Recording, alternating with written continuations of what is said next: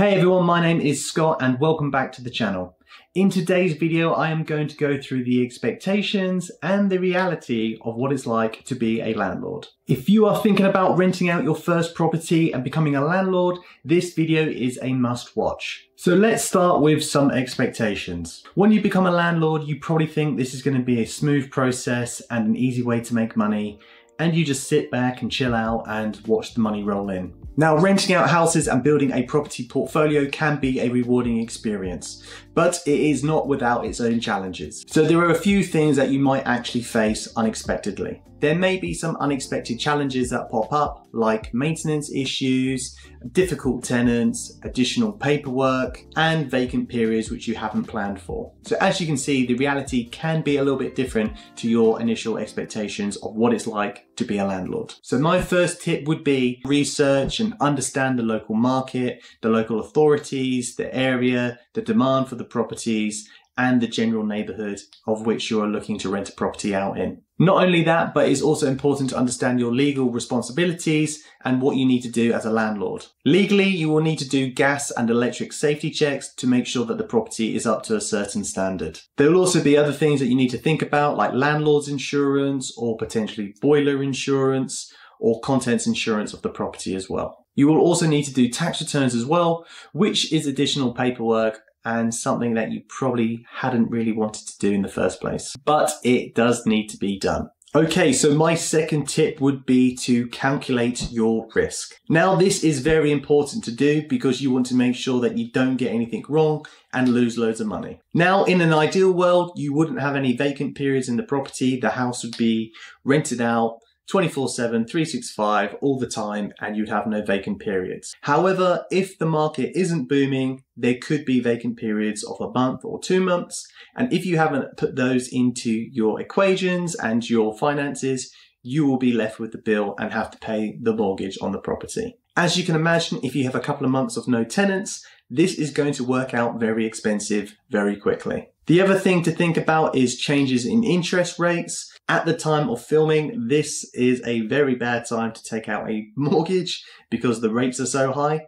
But this is something to think about as this will affect your overall profitability when renting out the property. The risks here can be huge if you don't take into account vacant periods, changes in interest rates, repayments, or getting bad tenants, which puts me on to my next point. So my next tip would be to make sure that you screen your tenants thoroughly. So by doing background checks, you're going to be checking their employment status, their earnings, their credit checks, their financial situation. You would also be checking references from their previous landlord if they've been renting, because the more information you have means you can make a better decision on if you want to rent out the property to the potential tenants. Because making sure that you've got a good tenant who is stable and financially sound can make all the difference. But there is always potentially the risk that you could have to evict a tenant if they decide not to leave a property at the end of the tenancy. And this can be very expensive and it can take a long time and require court action as well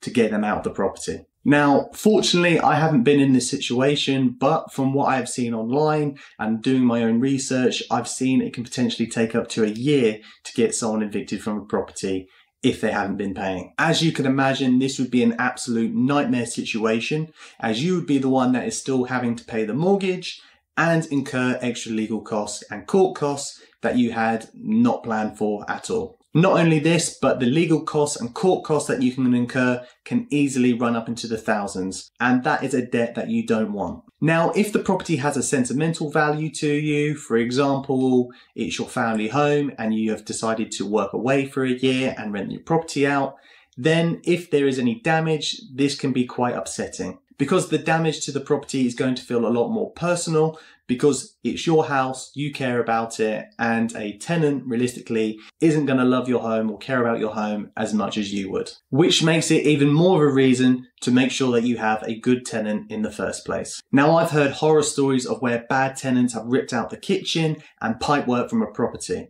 I've also seen a property in the past where a tenant had gone on holiday and there was a flood and the property was absolutely destroyed. Now, as you can imagine, this would be super expensive if you have to deal with these things. Now, it's unlikely to happen, but it is still possible. Which takes me on to my next point quite nicely. you need to be prepared for ongoing maintenance costs. So you need to be prepared for ongoing maintenance costs. You need to have a budget set aside for unexpected breakages and maintenance issues that are going to occur, because inevitably they will occur. Now, these could be unexpected issues like a door handle that has broken off, or perhaps some taps have stopped working.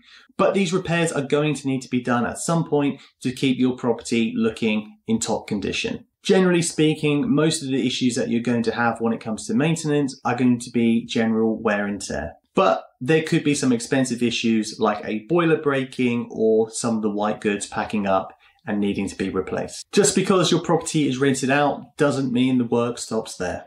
Okay, on to my next point. My next point would be to consider professional management. What I mean by considering professional management would be get a property management company to look after the property for you. If managing a rental property feels like too much of a burden and too much work, let someone else deal with the day-to-day issues, because otherwise, as the landlord, you are going to be the one that is going to be on call 24/7. Now, realistically, you're not going to get calls every single day reporting issues. However, if there is a leak over the weekend in the middle of the night, I know I wouldn't want to be taking that call, so that's why I would let a property management company handle all that stuff for me. One of the other benefits of having a professional management company handle things for you is that they are going to have a solid lease agreement. So this is going to mean that everything is legally binding and not going to leave you open to any risks or any potential legal issues. So this is going to protect you as much as it's going to protect the tenant as well. So everyone knows what the expectations are from their own side. If you want to get a property management company to look after your rental,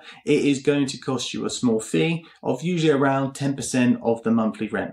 Now, this is something that you want to think about when you're doing all your calculations and research at the start. For me, this is a fee that I don't mind paying because I want peace of mind and not have to worry about receiving phone calls from an angry or upset tenant that something has happened and they want it fixed straight away. So there you have it. There is the expectations versus the reality of what it's like to be a landlord. If you are still thinking about becoming a landlord, hopefully some of these tips in this video has been helpful. It is definitely worth thinking about and weighing up the pros and cons and understanding the negatives to see if this is the right thing for you. Thanks for watching today's video. If you have any other questions, comment below and I'll come back to you as soon as I can.